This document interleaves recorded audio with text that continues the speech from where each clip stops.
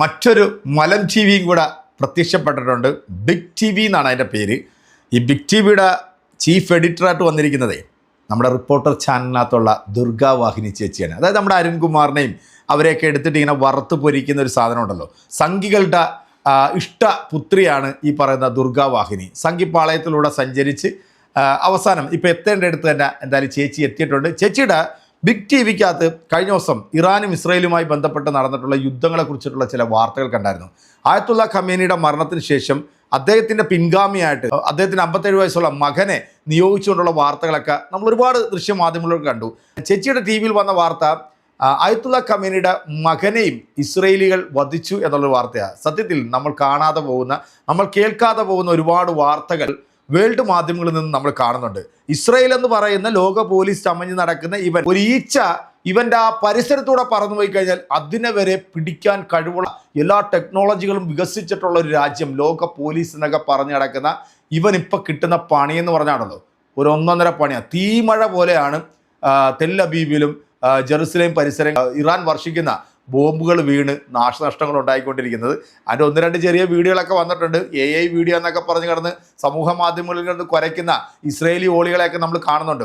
ലോകത്ത് ഇത്രയധികം മനുഷ്യരെ, കുഞ്ഞുങ്ങളെ കൊന്നൊടുക്കിയിട്ടുള്ള പിശാചിൻ്റെ ജന്മങ്ങളാണ് അമേരിക്കയുടെയും ഇസ്രയേലിൻ്റെയും ഭരണാധികാരികൾ. അവരെ വെള്ളപൂശാൻ വരുന്ന നമ്മുടെ കേരളത്തിൽ നിന്നും അവിടെ ജോലിക്ക് പോയിട്ടുള്ള ചില ഇസ്രയേലി ഓളികളെ കാണുമ്പോഴത്തേക്ക് മലയാളികൾക്ക് പോലും അപമാനമായി തോന്നുക. ടി വിയിലേക്ക് വരികയാണെന്നുണ്ടെങ്കിൽ നമ്മുടെ ദുർഗാവാഹിനിയുടെ അവസ്ഥ വല്ലാത്തൊരവസ്ഥയാണ് കേട്ടോ. ഈ 2 കൈയും കെട്ടിയിട്ട് കഴിഞ്ഞാൽ ഉള്ളൊരവസ്ഥ അറിയാലോ.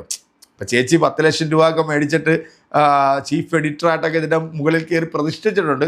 ചേച്ചീനെ ഇപ്പം എടുത്തിട്ടങ്ങ് കടവറങ്ങിക്കൊണ്ടിരിക്കുക. നമ്മുടെ അരുൺകുമാറും ചേച്ചിയും തമ്മിലായിരുന്നല്ലോ പോട്ടിയൊക്കെ. എന്താണേലും നമ്മുടെ സുനിത ദേവദാസ് മാസ് കേട്ടാ, കൊല്ലം മാസ് എന്നൊക്കെ വേണം പറയാൻ. എനിക്ക് സത്യത്തിൽ ഒരു മാധ്യമ പ്രവർത്തകയെന്ന് അഭിമാനത്തോടുകൂടി പറയാൻ സാധിക്കുന്നത് സുനിത ദേവദാസിനെ പോലുള്ള ഓൺലൈൻ മാധ്യമക്കാരെയാണ്. കാനഡയിലാണ് പുള്ളിക്കാരി ജോലി ചെയ്യുന്നത്. പക്ഷേ ഈ ലോകത്ത് നടക്കുന്ന എല്ലാ സംഭവങ്ങളെയും കൃത്യമായി അഡ്രസ്സ് ചെയ്തുകൊണ്ട് സംസാരിക്കുന്നത് ഒരു ഓൺലൈൻ മാധ്യമ പ്രവർത്തകയാണ് ദേവദാസ്. എടുത്തിട്ട് വലിച്ചു കീറി ഭിത്തിയിലൊട്ടിക്കുന്ന ഈ ഒരു മാസ് വീഡിയോ കണ്ടില്ലെങ്കിൽ അത് നിങ്ങൾക്ക് വലിയൊരു നഷ്ടമായി പോകും. എന്തായാലും നമുക്ക് എന്താണ് സുനിത പറയുന്നതെന്ന് കേൾക്കാലോ. പോവാം.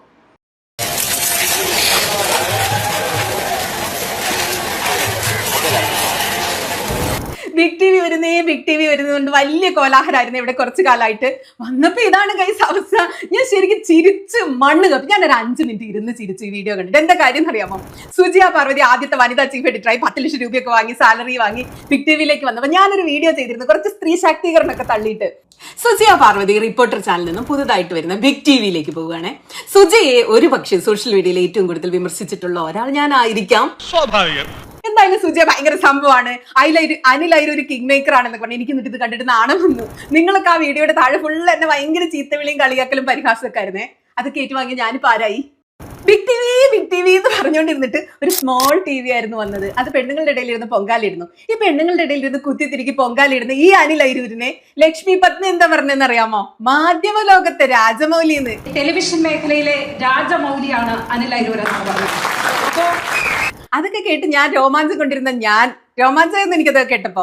അത്രയൊന്നും ഇല്ലെങ്കിൽ ഒരു സത്യനന്ദിക്കാടെങ്കിലും ആയിരിക്കുന്നു ഞാൻ സത്യത്തിൽ പ്രതീക്ഷിച്ചിരുന്നേ. ഇപ്പൊ നോക്കിയേ, അനിൽ അരൂരും സുജയ പാർവതിയും മാധ്യമ ലോകത്തെ ആലിൻ ജോസ് പെരേരയും ആറാട്ടണ്ണനുമായി മാറിപ്പോയ കാഴ്ചയാണ് നമ്മൾ കാണുന്നത്. എന്റെ പൊന്നും കുരിശു മുത്തപ്പ. ഞാനിത് ഈ പൊങ്കാലയുടെ ഒരു ദൃശ്യം കണ്ടിട്ട് പറയല്ല, കഴിഞ്ഞ ഒരാഴ്ചയായിട്ട് എന്താണ് ഈ ബിഗ് ടി വിയിൽ നടക്കുന്നതെന്ന് അറിയാൻ വേണ്ടി ഞാൻ ഈ സാധനം വെച്ച് നോക്കുന്നുണ്ടായിരുന്നേ. ഇറാനിൽ അയത്തുള്ള വധിക്കപ്പെട്ട ദിവസമാണ് ഇവർ സംപ്രേഷണം ആരംഭിച്ചത്. പ്രധാനപ്പെട്ട ഒരു ഇന്റർനാഷണൽ ബ്രേക്കിംഗ് നടക്കുമ്പോൾ എന്തൊരു ശോകമായിരുന്നു ആ റിപ്പോർട്ടിംഗ് അറിയാമോ? ഒരുത്തിനും വിവരമില്ല. എങ്ങനെ ഒരു അന്താരാഷ്ട്ര വിഷയം റിപ്പോർട്ട് ചെയ്യണമെന്ന് അറിയുന്നില്ല. അതൊക്കെ പോട്ടെ, രാജമൗലിയുടെ TV സ്ക്രീൻ എന്ന് പറയുന്നത് പഴയ ദൂരദർശൻ പോലെ. എടേ ആ ക്യാമറയിലെ ലെൻസിലെ എണ്ണയെങ്കിലും ഒന്ന് തുടച്ചിട്ട് വാർത്ത വായിക്കുന്നു പറയാൻ തോന്നുന്ന അത്ര ഒരു ബ്ലറായിട്ട് എന്തൊക്കെയോ ക്ലാരിറ്റി ഇല്ലാത്ത ദൃശ്യം. ഞാനിപ്പോ ഐഫോണിലാണ് വീഡിയോ ചെയ്യുന്നത്. എന്ത് ക്ലാരിറ്റി ഉണ്ട്? അതിന്റെ ക്വാളിറ്റി പോലും ഇല്ലാത്ത എന്തോ വിഷയം. അവർക്ക് സൗണ്ടിന്റെ ക്വാളിറ്റി ഇല്ല, ഉപയോഗിക്കുന്ന ഫോണ്ട്, കളറ്, ഗ്രാഫിക്സ് എല്ലാം ശോകം. ആകെ ദാരിദ്ര്യം പിടിച്ച സ്റ്റുഡിയോ. അതൊക്കെ പോട്ടെ, സ്ക്രീനിൽ വരുന്ന ഒരുത്തനും ഈ വിഷയം മര്യാദയ്ക്ക് സംസാരിക്കാൻ കഴിയുന്നില്ല. 5 മിനിറ്റ് സുജയ്ക്ക് പോലും കഴിഞ്ഞില്ല. ഇതാണോടെ രാജമൗലിയുടെ സിനിമ? ഇതൊക്കെയാണോ നീ കണ്ട രാജമൗലിയുടെ? അത് ഏത് സിനിമയുടെ എനിക്ക് മനസ്സിലാവുന്നില്ല. ഇത് അലിൻ ജോസ് പെരേരയുടെ മ്യൂസിക് ആൽബം അല്ലേ? അല്ലാതെ ഇതിലെങ്ങനെയാ രാജമൗലിയുടെ സിനിമ വരുന്നതെന്നാണ് എന്റെ സംശയം. ആറാട്ടണ്ണന്റെ ഒരു ഫേസ്ബുക്ക് ലൈവ് ഇതിലും കിടിലൻ സംഗതിയാന്ന് പറയാതിരിക്കാൻ പറ്റൂല. എന്നിട്ട് ആദ്യ ദിവസം തന്നെ റിപ്പോർട്ടർ ടിവിയുടെ മീത്ത എഡിറ്റേഴ്സ് അടിച്ചു മാറ്റിയിട്ട് ഇവരെല്ലാം കൂടെ ഒരു തരംതാണ് അനുകരണം നടത്തിയത്. റിപ്പോർട്ടറിന്റെ കോപ്പി അടിയെന്നൊന്നും ശരിക്കും പറയാൻ പറ്റില്ല. കാരണം എന്താ, റിപ്പോർട്ടർ തന്നെ മീഡിയ വണ്ണിന്റെ ഔട്ട് ഓഫ് ഫോക്കസ് കോപ്പി അടിച്ചതാണ്. പക്ഷെ കോപ്പി അടിക്കാൻ ഒരു ബുദ്ധി വേണം. നമുക്ക് എന്താണ് 24-ൽ നിന്നും ചാടി ബിഗ് ടിവിയിൽ പോയ വിജയകുമാർ 24-ൽ രാജാവിനെ പോലെ ഇരുന്ന ആളാണ്. മിനിയാന്ന് നോക്കിയപ്പോൾ അനിൽ അയ്യൂരിനേക്കാൾ കഷ്ടായി പൊങ്കാലിരുന്ന പെണ്ണുങ്ങൾക്കിടയിലൂടെ ഒരു വിജയകുമാർ നല്ല കറകളഞ്ഞ സംഖ്യയാണ്. കേരള വാർത്തകളൊക്കെ അത്യാവശ്യം നല്ലതായിട്ട് റിപ്പോർട്ട് ചെയ്യും, ഇലക്ഷൻ റിപ്പോർട്ടിംഗ് ഒക്കെ നല്ലതാണെങ്കിലും അന്താരാഷ്ട്ര വിഷയത്തിൽ 5 പൈസയുടെ വിവരമില്ലാത്ത ഈ കഴിഞ്ഞ ദിവസങ്ങളിൽ TV കണ്ടപ്പോൾ തോന്നി എന്നോട് ക്ഷമിക്കുക. അത് തന്നെ ഒരു മുതിർന്ന സംഘീയ മാധ്യമ പ്രവർത്തകന്റെ ആത്മഹത്യ പോലെ എനിക്ക് ആ സ്ക്രീൻ പ്രസൻസ് തോന്നിയത്. ആ മീറ്റ് എഡിറ്റേഴ്സ് ശോകം 24-ൽ വെച്ച് സുജി അവിടെ ജോലി ചെയ്യുമ്പോൾ സുജിയോട് അടിപിടി കൂടിക്കൊണ്ടിരുന്ന വിജയകുമാർ ബിഗ് ടിവിയിൽ പോയിരുന്ന് ഓം ബ്രാ പറ സുജിയാന്ന് പറഞ്ഞിട്ട് സുജിയുടെ കീഴിലിരുന്ന് ഉത്തരവുകൾ വാങ്ങിക്കൊണ്ടിരിക്കുന്ന വല്ലാതെ എനിക്ക് സത്യം പറഞ്ഞാൽ വിജയകുമാറിന്റെ അവസ്ഥ എടുത്ത് വിഷമം തോന്നി. അടുത്ത ആള് ഏഷ്യാനെറ്റിൽ നിന്ന് ചാടി ബിഗ് ടിവിയിൽ പോയ ജോഷി കുര്യൻ. ജോഷി കേരളത്തിലെ മികച്ച റിപ്പോർട്ടർമാരിൽ ഒരാളാണ്, ഒരു സംശയവും. എന്നാൽ ജോഷിക്ക് ഈ ഡെസ്കിൽ പെർഫോം ചെയ്യാൻ പറ്റുന്നില്ല എന്നതാണ് സത്യം. ജോഷിക്കും പെർഫോം ചെയ്യണമെങ്കിൽ ഒരു PG സുരേഷ് കുമാറോ ഒരു വിനു വി ജോണോ ഒരു സിന്ധു സൂര്യകുമാറോ ഡെസ്കിൽ വേണമെന്ന ഞെട്ടിപ്പിക്കുന്ന യാഥാർത്ഥ്യമാണ് ഈ മീറ്റ് എഡിറ്റേഴ്സ് കണ്ടപ്പോൾ എനിക്ക് മനസ്സിലായത്. ഒരു കാര്യം പറയാം, ലാലേട്ടൻ ലോകം കണ്ട മികച്ച നടനാണെന്ന കാര്യം നമുക്കാർക്കും ഒരു സംശയമില്ല. നല്ല സംവിധായകന്റെയും പ്രൊഡ്യൂസറുടെയും കയ്യിൽ കിട്ടിയ നല്ല തിരക്കഥയുണ്ടെങ്കിൽ എന്റെ അമ്മോ ലാലേട്ടനെ പിടിച്ചാ കിട്ടില്ല. ലോകം വിസ്മയിപ്പിക്കുന്ന കണ്ടന്റുകളാണ് ആ മനുഷ്യനുണ്ടാക്കി കൊടുക്കുന്നത്. എന്നാൽ ലാലേട്ടൻ സ്വന്തമായിട്ടൊരു സിനിമ സംവിധാനം ചെയ്തായിരുന്നു. ഏതായിരുന്നു അത്? ബറോസ്.